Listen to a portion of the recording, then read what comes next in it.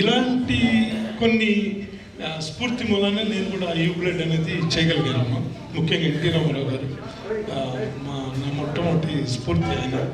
Next Vivekananda Swami.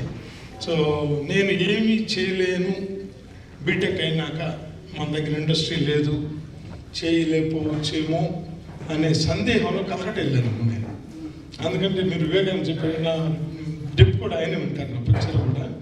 So అదొక చెప్పడం important అనిపించింది నాకు. వెళ్ళినప్పుడు మా అంకుల్ డాడీ వాళ్ళ ఫ్రెండ్, మా డాడీ కూడా ఉన్నారు అనుకుంటే. సో ఆయన ఎందుకో పంపించారు ఊరు, నేను 87 అండి.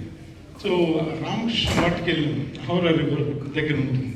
వెళ్ళినప్పుడు నిఘంటు పెట్టారు. ఆ నిఘంటులో 2 పేజీలు ఓపెన్ చేశాను. యూజువల్ బుక్స్ చదవను, సీరియల్స్ చూడను, ఓన్లీ మూవీస్ అంటే ఇంట్రెస్ట్.